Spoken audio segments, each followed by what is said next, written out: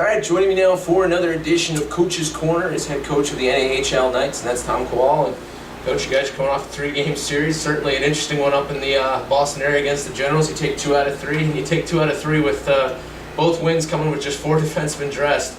What kind of adversity did you see this weekend, and how do you feel about your guys coming through it at the end with 2 wins? Well, I mean, Coach White said it's a tough year. With running 6D back there, I wanted to make it easy, kind of rest him up. He's got end of the year recruiting now. No, it was, I mean, our defensemen won 2 hockey games for us and gave us a chance to win a 3rd one. We had, we went into the weekend with 6 defensemen, and within 20 minutes we were down to 4. So we had guys, Thomas Farrell, Joy Vakirky, Luke Robinson, and, Rhett Paget. Rhett Paget's a player that played for our EHL team that has played 0 games in the NA in his career. And within 20 minutes of his first debut, he's a number 4 defenseman. We couldn't have done it without him. I mean, Joy Vakirky had a weekend, probably his best weekend I've seen him play. I mean, we wouldn't be where we are today. I mean, those were big games. So those we're fighting for 2nd, 3rd, and 4th in the East Division right now, real tough division. Fighting for home ice, and it's going to go down to the wire. So we went into the weekend 3 points ahead, and we're coming out 5 points ahead of 4th place, and only 1 point behind the Titans. So that was, we scored enough goals to beat them, but our defensemen and obviously the player of the week, David Tomeo, really played a major part in our 4-point weekend. That leads me to my next point. Dave Tomeo comes in and gets 2 wins on the weekend for you, stopped 70 of 73 shots. Obviously, as you mentioned there, was a big part of the wins, also made a few highlight reel saves as well. We'll see if those crack the NAHL top plays this week. But what does that say for your situation in net, where you have 2 guys you've been switching back and forth with throughout the year and generally have given you positive results, but to have that kind of a performance headed into the postseason in the next couple of weeks here, what kind of confidence does that give you? It's real big right now. I mean, it's obviously, Christian Stover won 2 games the previous weekend out of 3. You know what I mean? So, it's for us as a staff, it's a great thing. Right. Probably if you talk to Tomeo and Stover, they want to be the man.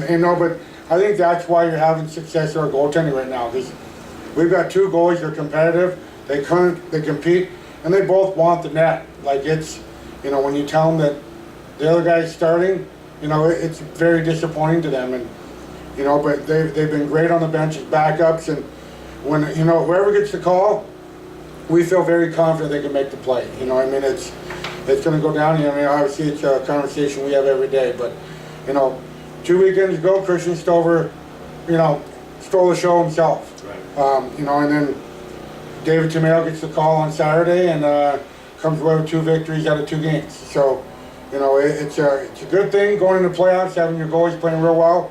But who's going to start game 1 in playoffs? That's the Jeopardy question right now. That's a question the staff isn't letting get out of the office right now. But I can tell you right now, we don't know. We have 2 great goaltenders, and I feel confident whoever one I decide to play is going to get the job done. Now you're headed into it. Essentially what is 3 straight games against the New Jersey Titans, 2 this weekend at home, and then next week you get 1 on the road.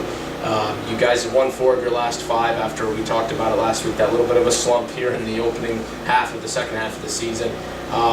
What do you feel is clicking right now that's allowed you, beyond just what we talked about, the goaltending and the defense, but what else has stepped up in the last couple of weeks here that's allowed you to start going back in the right direction? No, I think there's several things that have gone into it. You come back after the 2nd year, we have a handful of older guys that are looking to go to college. So, as much as they want to focus on what our game plan is for Friday night, they have 5 schools calling them going, hey, we want you to come play here. You need to come on a visit. So I think we've got mentally away from the rink a little bit. As a staff, it's okay. I'm not going to say it's okay, but for kids to put education as a priority is what we're all about as an organization anyway. So, we weren't playing real bad. We just weren't finishing. We weren't, doing that extra 10%. We were playing the 90%, which is an A average. But, unfortunately with the division we're in right now, and Johnstown is the hottest team in our division right now. So you don't go into a weekend and go, oh my gosh, hey, I can rest some guys, I don't have to worry about this weekend. So we weren't playing real bad, but we just lost a little focus. Education for the right purposes. But the biggest thing is I think the guys started thinking, hey, we're not winning. They started doing a little bit of their own things, and we finally showed them on film and made them realize, it's not. We just have to execute and do what we're doing. The guys have been rewarded the past 2 weekends. Like I said, we've been shorthanded. We've had, our last 8 games are playing, the Rebels 4 times. The Jersey Titans twice. It just, now we're looking into playing, Northeast 3 times. It's, thank goodness we don't play Johnstown anymore the rest of the year. So, but I just think we had to get refocused. And what a better time than to get refocused with a couple weeks before playoffs. With the Titans and them being in the 2 spot, you guys 1 point behind. You started out really strong against them in the beginning of the year. Took a couple of the first early matchups there. Had a little bit of trouble with them in the middle of the season. What's key to beating them this upcoming weekend, and then of course next week, and try to hop them in the standings? We just got to play night hockey. It's going to take an effort. We're not healed up yet. We've got a couple affiliate players that are going to be coming through town here.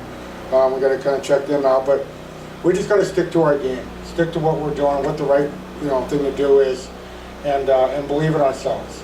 I truly believe, along with the staff, that if we play nights hockey, we've proven we can beat anybody in any division. We did real well in Blaine at the end of the year. Yeah, so many teams have changed, but so have we. So don't want to look too far ahead. Right now we got 4 games left. We want to finish the regular season healthy and playing nights hockey, and we feel very strong that the game plan we have, we're preparing for, for the first round of playoffs will be one that gives us an opportunity to win the first round. Knights will continue their march into the playoffs with 2 games at home at the Revolution Ice Center, wrapping up their home schedule here in the regular season this weekend. Friday, March 30th at 7:30 p.m. and then Saturday, March 31st at 7:30 p.m. That's Bill at Night. Come out to support the Knights families here in the Wilkes-Barre Scranton area that have helped host the players that make this team successful. And both games you can come in for $5 at the door, and of course billets are free.